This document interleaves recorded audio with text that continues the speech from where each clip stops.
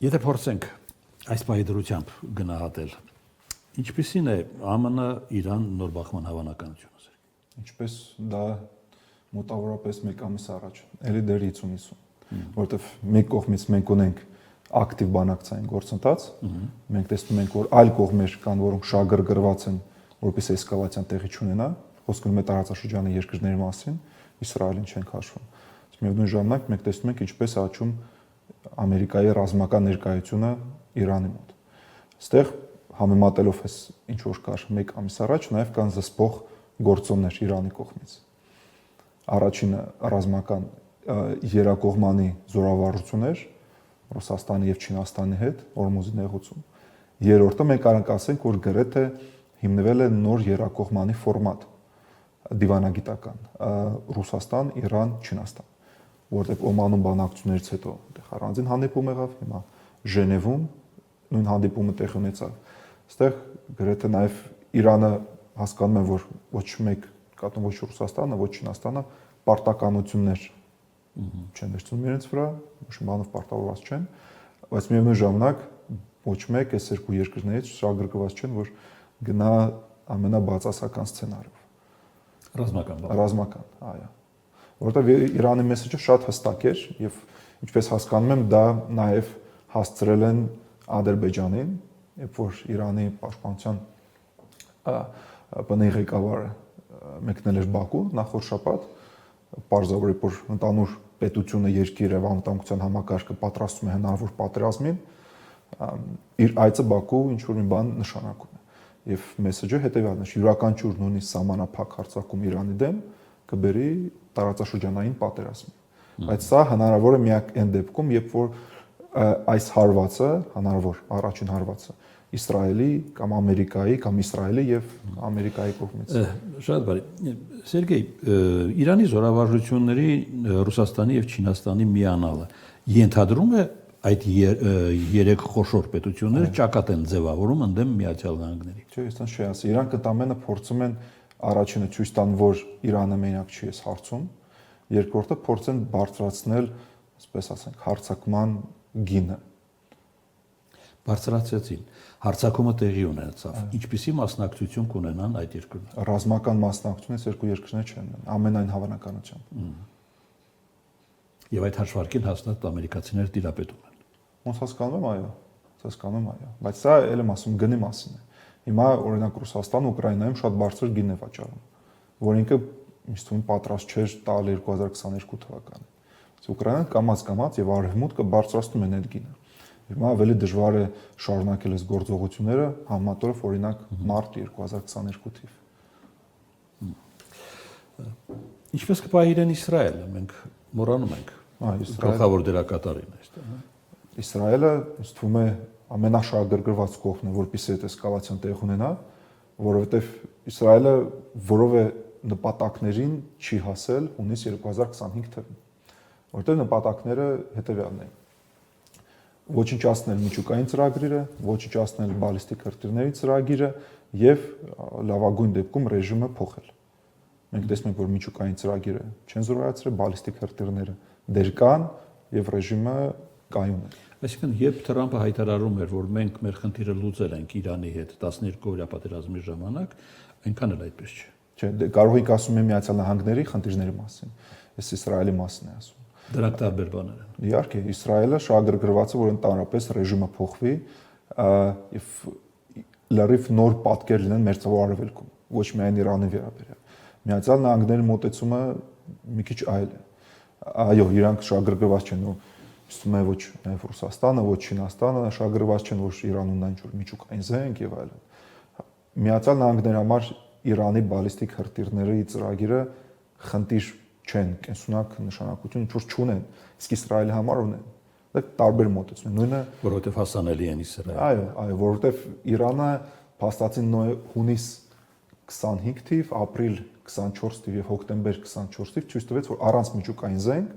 ինքը կարող է հարվածել Իսրայելի եւ բավականի կոշտ։ Ինչն էլ եղավ, ըստ էության։ Ինչը տեղ ունեցավ, այո, եւ Իսրայելում հասկացան, որ միջուկային ծրագիրը միայն խնդիրը չի Իսրայելի ազգային անվտանգության համար։ Դրա համար բալիստիկ հրթիռները փորձում են դնել Սերգեյ, այսինքն Իսրայելի եւ Միացյալ Նահանգների պահանջները Իրանից տարբեր են։ Ժնևում կարող է միջուկային պայմանագիր կնքվել, բայց կոնֆլիկտը չավարտել։ Այո, ես ուզում եմ իշխացնեմ Հական Ֆիդանի հայտարարությունը, որովհետև ինքը ասաց, որ դա իր գաղափարն էր։ Ինքը ասաց, որ այո, Միացյալ Նահանգները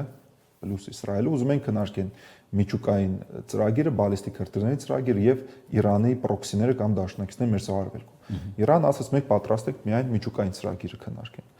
Ֆիդան առաջարկեց, եկեք Եվ հիմա միայն միջուկայինն է քննարկում։ Այո, ըստ Ֆիդանի բալիստիկի մասին ոչ մի այո, մոտեցում հետևյալն է, եկեք սկսենք միջուկային խնդրից։ Եթե դա հաջողվի, արդեն կմտածենք ինչպես հայլ հարցերը լուծենք։ Սա է հիմնական մոտեցումը, ինչքան հասկանում եմ, հիմա դա է քննարկում, բայց այսօր շատ հետաքրքիր նյութ մենք տեսանք CNN-ում, որը տարբեր ինչ որ մեկնաբանում են տարբեր պաշտոնյաները ոչ բաց նախորդ տարում, որ օրակարգում նաև կարող է լինի Իրան-ԱՄՆ համագործակցությունը ազգագյուտ հողային մետաղների շուրջ։ Սա Իրանի մոտեցումը փոխում է։ Մենք ցույց ենք տալիս, նկատելով Իրանը ցույց տալիս, թե ինչ կարող են շահել Միացյալ Նահանգները, որովհետև Իրանին կարևոր է տարանջատել Իսրայելի մոտեցումը եւ Միացյալ Նահանգների մոտեցումը, որովհետև իրանք տարբերվում են եւ Իսրայելում էլ են դա հասկանում։ Դա կփոխանցի սանկցիաների վերացում Իրանին։ Այո, դա կարող է լինի սահմանափակ ինչ որ ֆորմատ, օրինակ, բոլորս գիտենք, որ Իրանում կան շատ պաշարներ, նավթի, գազի եւ տարբեր մետաղներ։ Եվ որpիսի իրենց կարողանան զարգացնել, պիտի հատուկ տեխնոլոգիաներ ունենան։ Լինելով սանկցիաներ տակ, Իրանը դա չունի։ Իսկ եթե Միացյալ Նահանգների, չգիտեմ, ընկերությունները ունենան էքսկլյուզիվ իրավունք այնտեղ աշխատել, իհարկե բոլորն է win-win իրավիճակում կլինեն։ Եվ այո, դա չի բխում նաև Իսրայելի շահերից։ Բայց սա Իրանը կարող է դնի բանակցային սեղանի վրա։ Այսինքն կարող է գալ մի պահ, որ Իսրայելը այստեղ խանգարող հանգամանք հանդիսանա հանգուցալուծում։ Շատ հնարավոր է դա նաև այնինչ ուզում է Միացյալ Նահանգները Իրանից, Իրանը պատրաստ է զիջել դա։ Եթե բանակցության մեջ, բանակցային դիվանագիտության մեջ կա երեքատ դիրք, չէ՞,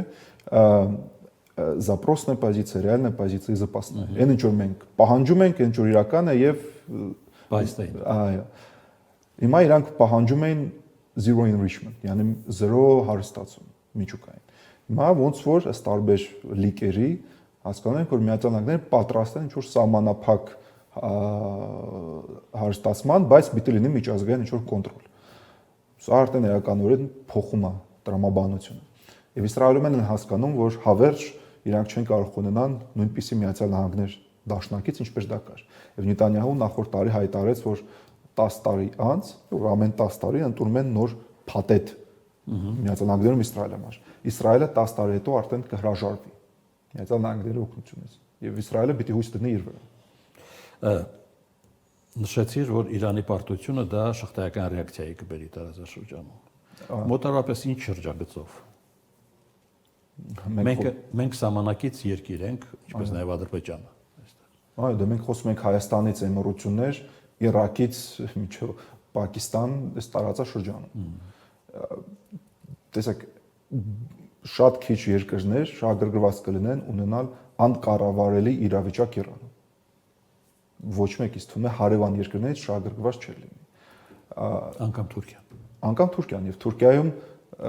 տենց մոտեցում կա արտաքաղաքականության մեջ կոչվում է regional ownership, տարածաշրջանային տերություն, ես եմ տերես տարածաշրջանում։ Տարածաշրջանային երկրները պիտի իրենց հարցերը կարողանան լուծեն, որտեվ ոչ տարածաշրջանային երկրները կարան ինչ-որ բաներ խառնեն, մենք էլ ուժելու ենք ամենավերջում։ Հետաբար այս կոնտեքստից դուրս ելնելով արաբական տարբեր երկրներ Թուրքիան եւ այլն դիմում են Միացյալ Նահանգներին, որպեսզի հարված տեղ չունենա։ Եվ իրանք փաստացի փորձում են այս գործընթացում մասնակցել։ Այո, Թուրքիան շահագրգռված է, որպեսզի Իրանը թույլ լինի։ Սանկցիաների տակ մնա, որտեվ Բայց ոչ տապալվի։ Այո, բայց ոչ լինի անկառավարելի իրավիճակ, նոր սպառնալիքներ լինեն իրանց անվտանգության համար։